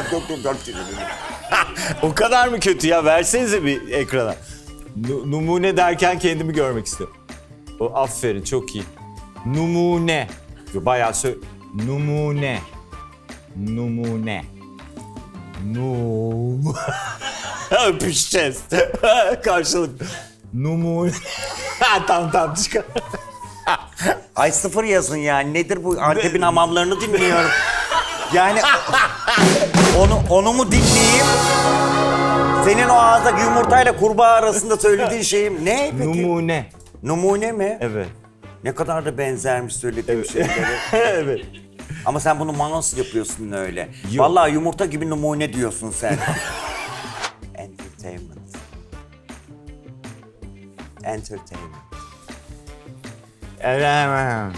Entertainment. Eltimle ilgili. Entertainment. Türkçe mi bu? Yani kullanıyorlar değil mi Türkçe? Farsça Tabii. da olabilir. Yok Yani- yok, bir de senin bilebileceğin bir şey bu değil. Evet. Bilebildiğin Biliyorum. Türkçe kullanıyorlar yani bunu Türkiye'de. Uzun uzun da anlatıyor. Anlıyorum şimdi. Entertainment. Etejer. Yakın. Yakın. Yakın. Entertainment. Peki bu yakın nasıl duyuyor, beni sinir ediyor şu anda? Ete. Entertainment. Ecim para. Onun gibi bir şey. Entertainment.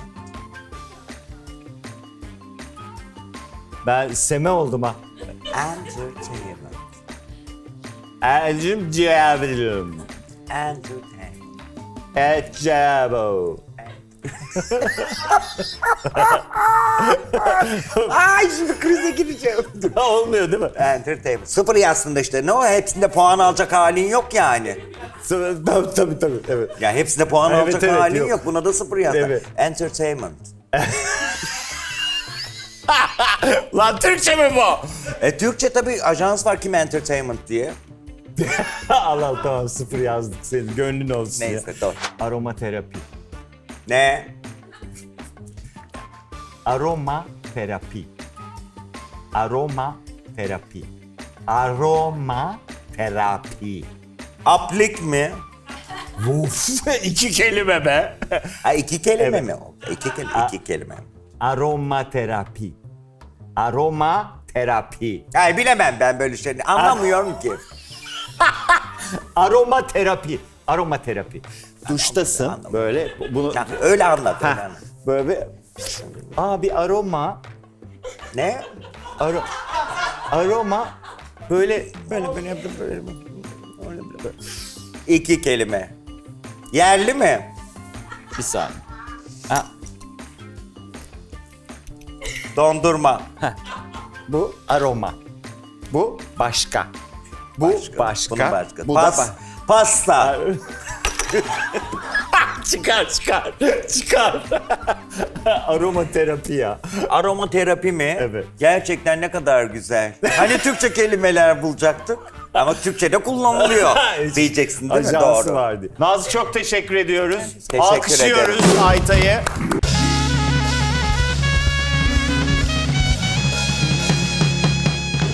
Artık bir isim olmana rağmen ayrımcılığa uğradığın bir vakit geliyor mu? Geldiğinde de salon kadını çizgini bozuyor musun? Ya da işte kafandan şey geçiyor mu? Ben Ayta Sözer'i Ben gerçekten olmayacak. bir salon kadını gibi mi görünüyorum? Evet, tavrın öyle. Tamam, teşekkür ederim. Yani dışarıdan nasıl göründüğünü, içinden bazen olabilir ya. Mesela ben yıllarca sesimin Muazzez Abacı gibi çıktığını hayal ediyordum yani. Bence diyordum benim sesim Muazzez Abacı gibidir. Yani bir şey kendi söyleyeceğim, sesini çok- duyamadığın içindir yani. Orijinal sesini duymuyorsun. Yani Sadece çok da plak- uzak değil. Umut sen anlarsın. Muazzez Abacı'dan da deli bir uzaklığı yok sesinin şimdi.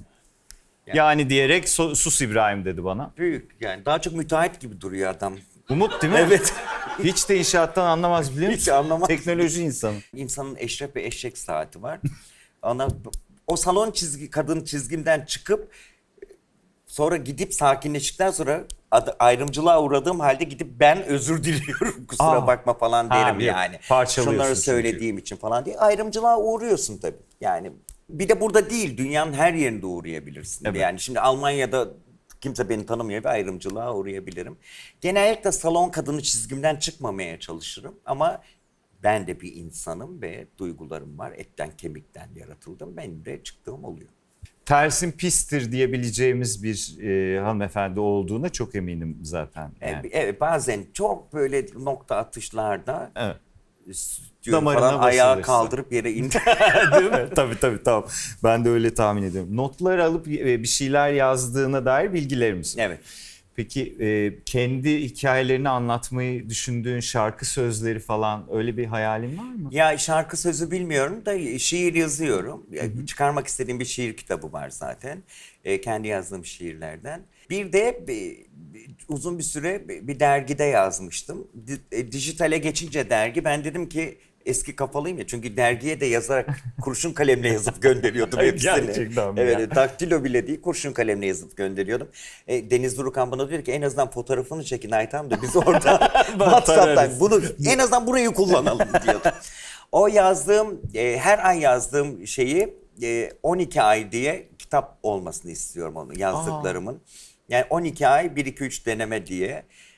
Birazcık daha içeriğini genişlettim. Çünkü bir köşe verdiler bana ve ben bundan çok emin değildim. Yani bir sürü dedim yazan insan var. Yani ben ne yazacağım? Halbuki duygularını yaz yeterli diye. Onlar bana şeyi söylüyorlardı. Bu ayki konumuz sokak. Sokakla ilgili bir şey yaz. Allah aklıma sokakla ilgili bir şey gelmiyor. Bir şey yazıyordum sonunda şu sokaktan geçti gözüm.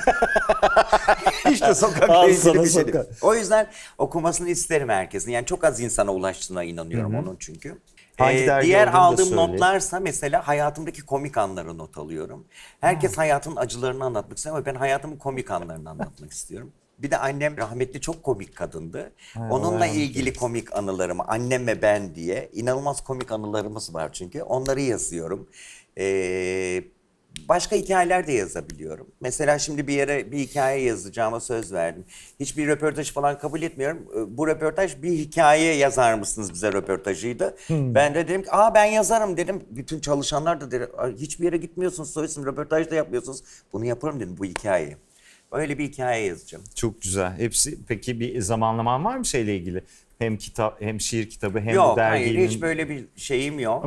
Bence o da işte vakti geldiği zaman o kendi kendine artık beni git birisi birleştirsin ve bassın.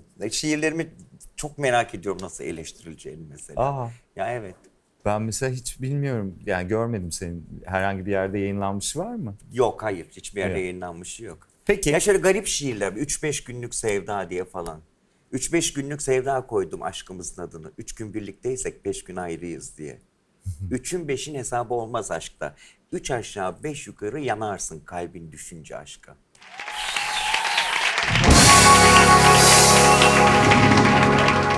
Peki aktivizmden havlu attığın oldu mu hiç? Sizin az gelişmişliğinize de tüküreyim, size de tüküreyim falan. En çok havlu atan benim. Öyle mi? Tabii durmadan giderim yani mesela gider toplantı basarım falan. Beni gördüklerinde titremeye başladılar. Acaba gene ne demeye geldi diye. Çok zaman vazgeçtim yani. Kendi arkadaşlarına bir şey anlatamadığın için. Çünkü o kadar zor ki. Çünkü bir homojen topluluk değil yani. Sonuçta herkes var, her şey var, her düşünce var. İnsan olarak belki birbiriyle arkadaşlık etmeyeceğin insanla aktivizm yapmak zorundasın. Çünkü aynı hak için mücadele ettiğince o seni bir araya getiriyor. Bazen kişiliklerini karıştırabiliyorlar. İşte söylemek istediğim de bu yani yaptığınız aktivizme kendi kişisel görüşleriniz ve kişiliğinizi karıştırmamanız gerekiyor. Yani ben yeşil mendil sevmiyorum deyip de yeşil mendil sevene bu yeşil mendili niye seviyorsun diyemezsin. Senin sevmemen önemli değil. O seviyorsa onun sevdiği şeye ve değerlerine de saygılı olman gerekiyor. Bazen bunu karıştırıyorlar. Kendi kişisel görüşlerini aktivizmle birleştirmeye çalışıyor. Sonra bunu da anlamayan karşı taraf bunun kişisel görüşü olduğunu anlamayıp bütün o aktivizmi yapanlara bir kılıf olarak giydirmeye çalışıyor ve bunların sonucunda da hep kötü şeyler oluyor. Umarım hiçbir kimseye kötü bir şey olmasın. Umarım. Vazgeçtiğin noktalarda seni tekrar başlamaya motive eden şey neydi? O günleri bir daha yaşamak lazım ki söyleyebileyim. Çünkü çok hatırlayabildiğim şeyler değil. Okay. Yani buna gerçekten önceden haber verip bu soruyu benim bunu düşünerek gelmem gerekiyordu. Ben bayağı Böyle bir şey olsaydı derdim Evet. yani beni işte şu motive etti, bu motive etti. Ben bayağı böyle basitçe arkadaşlıktan falan bahseder misin? Mesela diye en basit düşünerek Tümay söyledim. motive etmiş seni mahkemeye veririm diye.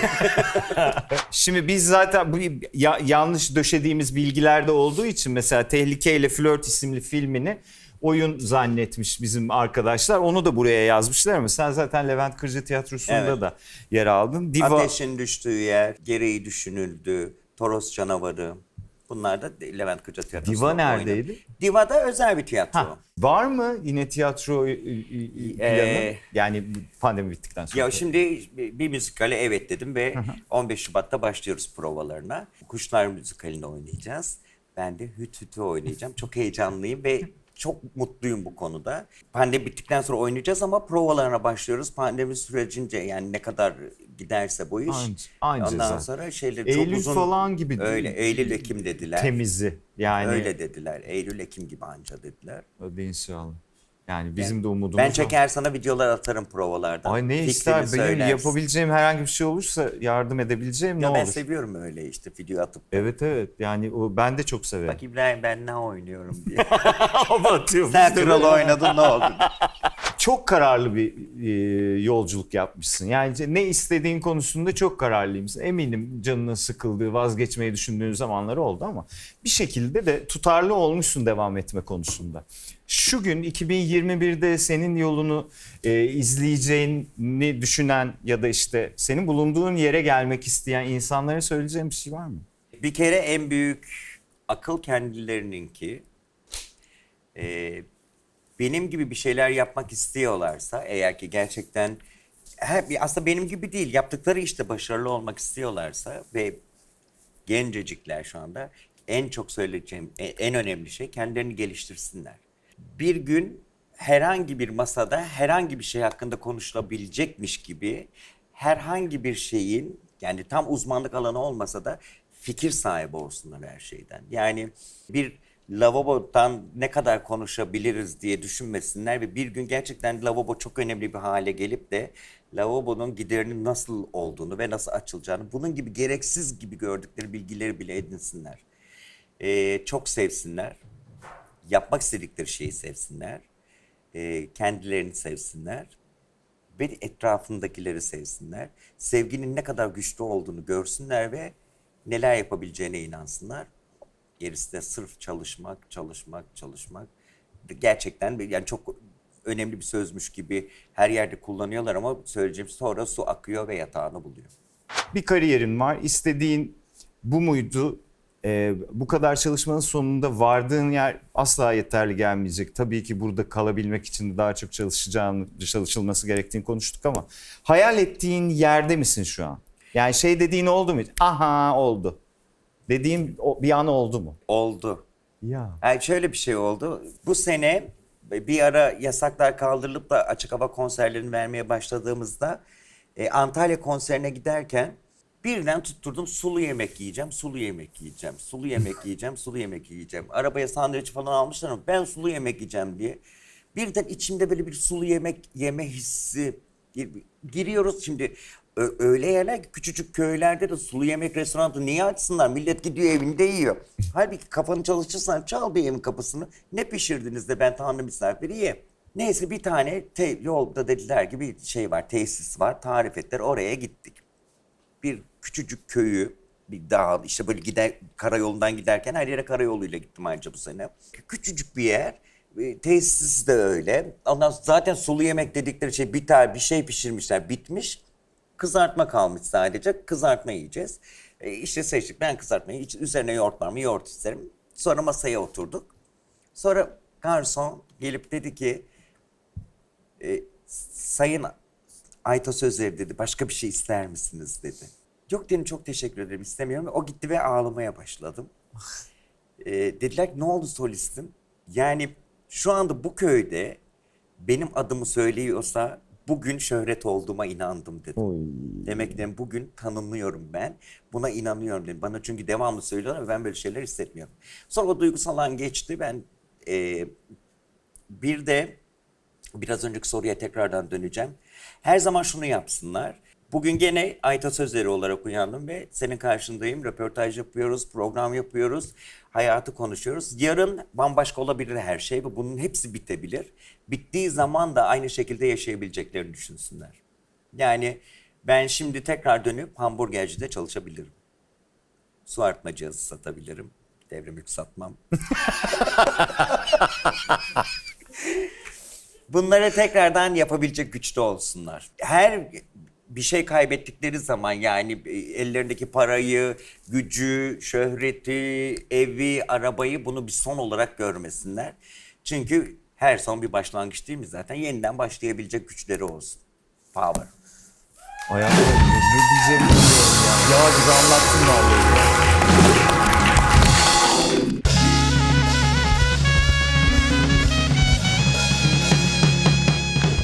Adım Tibet Akarca. Hoş geldiniz tekrar programa. Instagram'dan Yarışmaya eklenmek şerefli istiyor. Koçhisar'dan katılıyor. Tamam. Dilerseniz şarkıyı mırıldanıyorum. Lütfen buyurun. Bana ellerini ver, hayat sevdiğinden. Bir nefes alsaydı ya. Hangisini al? Şanslısın. Ya en kötü sirkeyi iç. Bilememe şansı. İhtimalime karşı. Ona sirke oldun nereden bildin Yok peki? ben hayır canım, bok gibi kokuyor sirke olduğunu oradan biliyorsun. Kokla. Sirke işte. Abo. Ya abo. Elma mı üzüm mü? Elma içiliyor değil mi elma sirkesi? İçilir tabii ki. Ama o kadar çok içiliyor.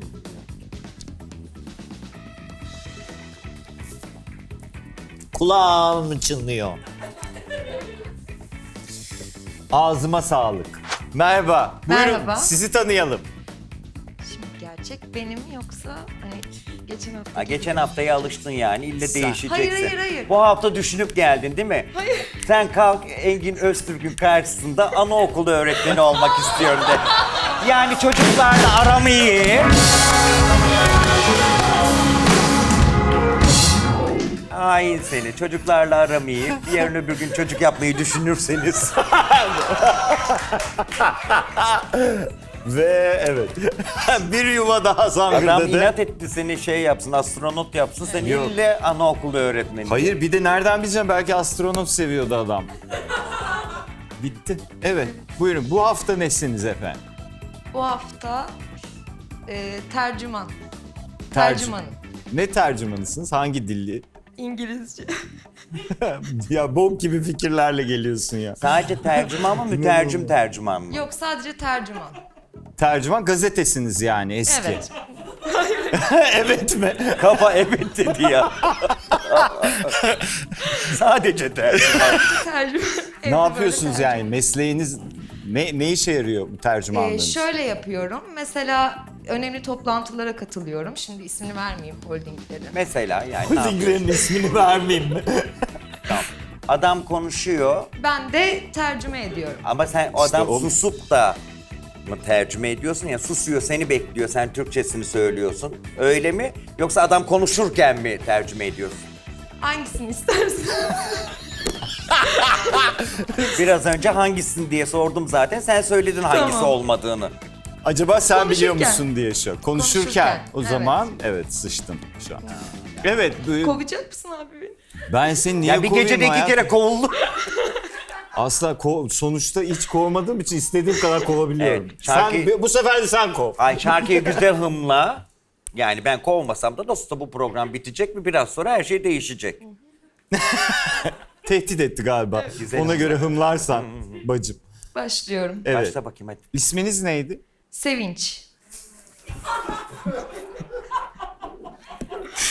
Gerçekten berbat seçimlerim var ya.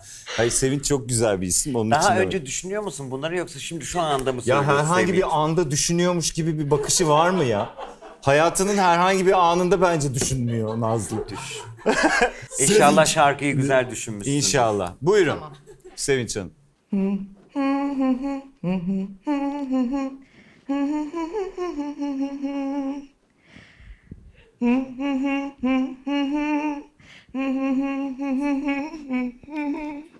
Aa, iyi söylüyor ya. Bence iyi söylüyor ama ben bu şarkının sözlerini bilmiyorum. Ben bilmiş kabul ediliyorsam şöyle bileceğim şarkıyı.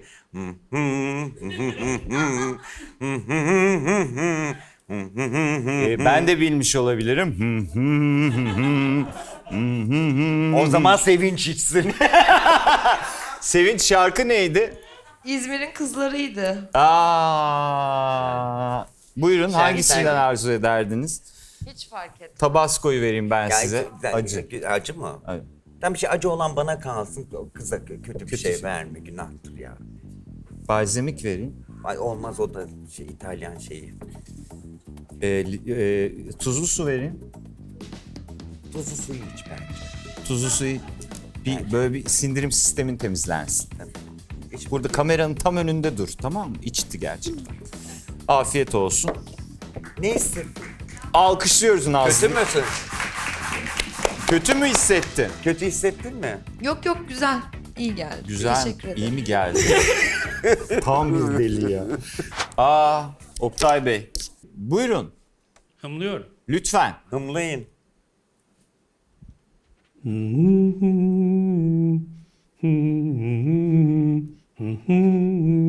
Sürünüyorum.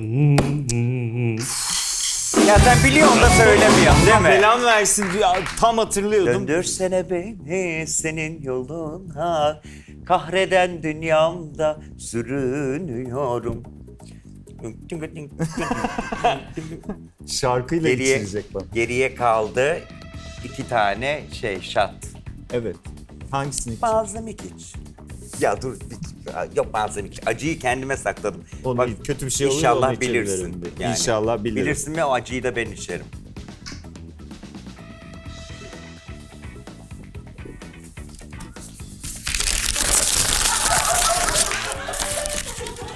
Merhaba, buyurun. Hoş geldiniz. Hoş bulduk efendim. Sizi tanıyalım efendim. Efendim ismim Sinan. Sinan Bey. Ben orijinal söylüyorum. Orijinal, tabii orijinal kimliğiniz olur. Ne iş yapıyorsunuz Sinan Bey? Türkiye'nin en iyi sahnelerinde, Türkiye'nin en iyi Türkiye'nin sahibi. en iyi teknik ekibiyle beraber Ülkenin en iyi böyle programlar, teknik. böyle programlar teknik. Bayağı Müthiş alçak bağladı. gönüllü. Çok.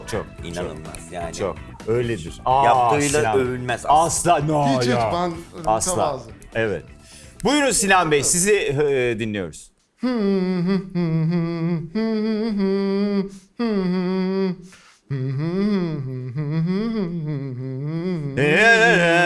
Kapıma dayanma sakın. Bilerek bilmedin ya abi. Gördüğünüz gibi acıyı içiyorum yani. Efendim bilerek bilmediyseniz ben içerim. Hayır ben içerim canım benim. Sen bu kadar güzel bir ekiple, bu kadar güzel bir sahnede, bu kadar güzel. Sana bunun da güzelini yaptırmam. Sinan Bey'i alın. Senin yeteneğin buraya kadardı. Bunu ben içerim. Çok kötü bir şeyse bütün gece Sinan'ın ismi de aklımda. Hani bir yerin Beni kaşınırsa alır bil mısınız? ki ben seni anıyorum demektir.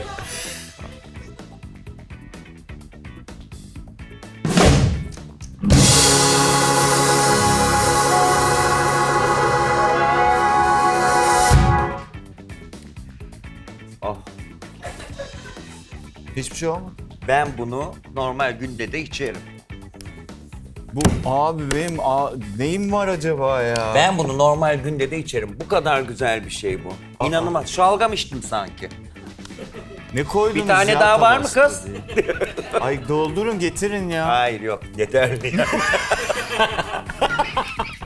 O kadar da değil dedi. Abo. Umay Hanım, Gerçek kimliğimle çağrılmış oldum. Bari hımlayayım. çalıştıysan Hiç çalışmadım. okey tamam.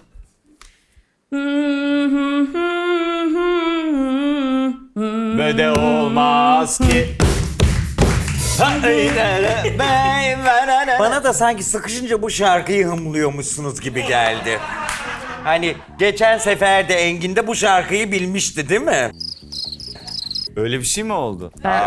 Açın izleyin, programınızı mı izlemiyorsunuz? Tamam ben Hayır ben içeyim ya. içeceğim. Hayır. Lütfen ne Hayır, olur. hayır. Hayır öyle bir şey yaptırtma. Ben içeyim Beni mi? rezil edemezsin. Ben kaybettim, ben içeceğim.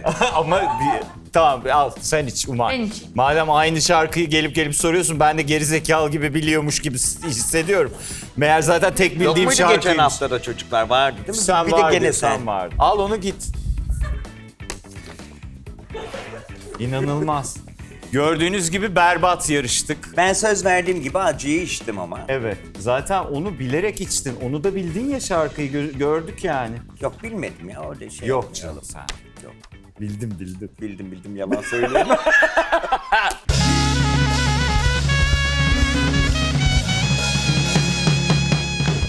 Ben çok teşekkür etmek Ben isterim. çok teşekkür ederim. Yani zaten yan yana gelmeyi çok arzu ediyordum. Boşuna değilmiş. Ya, çok Yani teşekkür ederim. söylediğin onca şeyi gerçekten tekrar dinleyeceğiz. Vallahi be falan diyeceğiz. Buna Ah, çok yaşasın. eminim. Ne Öyle güzel. güzel bir şey demişsin ki zaten ömrüm yettiğince diye. İşte ömrün yettiğince verdiğin sözü tutabilmen için bizim yapabileceğimiz bir şey olursa da biz de buralardayız. Siz de ömrünüz yettiğince yardımcı olursunuz. İnşallah. Aytaç Sözleri bizimleydi bu hafta. Çarşamba günü YouTube'da olacağız. Haftaya pazartesi muhtemelen tekrar burada olacağız. En kısa zamanda canlıda da bir yerlerde oluruz umarız. İyi İnşallah. akşamlar. Gül sevince göz yumulur, diken battı ah dedim mi, ardıma sürdüğün kapından çıkıp dönmedim mi, benim yarim eyvah eyvah, yüreksizmiş eyvah eyvah, benim yarim eyvah eyvah, yüreksizmiş eyvah eyvah, anılarıma yazık anılarıma, anılarıma yazık